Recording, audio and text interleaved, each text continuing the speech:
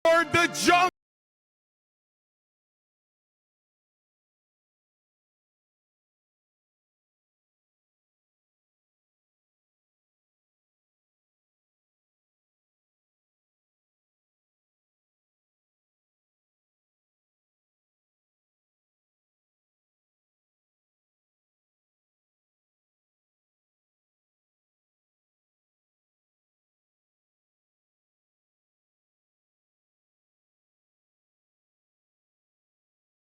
Kuhaan na sila ng oras pero kailangan nilang kuhanin ng serye para sa kampyonato. Here comes King Kong into the middle lane, revitalize mula dito kay Kiboy para mabuhay siya. Pero yung mga cables ay nandoon para mapatumba yung kabayo.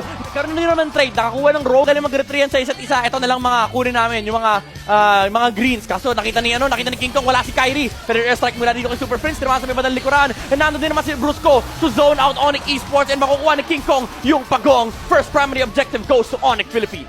Dalawang junglers. Oy! Dito si King Kong! Pero kill!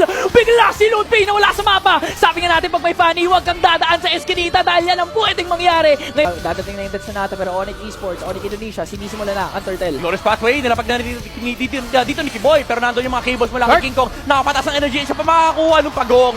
Napakasimpleng objective lang for Onyx Philippines, pero hindi pa sila tapos. Brusco goes in with the avatar of the Guardian. Yung washing machine ay napakasakit, pero nandun yung hampas ng passive ni Brusco. Seal. Kaya ako pinapaulit-ulit yun kasi sa'yo ko lang nakita yung Hylos Conceal eh. Ngayon nakita ko na ng Kikiboy, so balit pala flicker in. Mula kay Kirk tumama rito, kay Kyrie, and mapapatay nila yung Suyo. Pero airstrike just to zone the other members. May mirroring na nangyayari doon. Oo. Kasi alam ni Kyrie, kailangan niya mamatch yung jungle. Oy, Kelra. Teka lang ha. Op.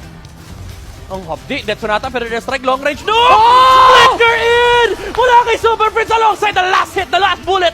Mula doon sa Death Sonata in Onyx Philippines. Closing in the base of Onyx Esports. Look at King Kong! Solo killing! Kyrie, triple kill para kay Kelra. Lumilipat na yung mga bala in Onyx Philippines. Base na yung kanilang tinitignan. Sa pero na lamang ang natitira laban sa 5 Spear of Destruction ginamit para makadelay. 5 seconds bago dumating si Ludwig. Onyx Philippines making quick work. 9 minutes 45 seconds. Maghahintay sila ng minions zone sa taas. Pero nabuhay na si Ludwig. Matedepensahan pa ba to? Kita si Prince sa mid lane. Pimpok niya kaagad eh. Oo.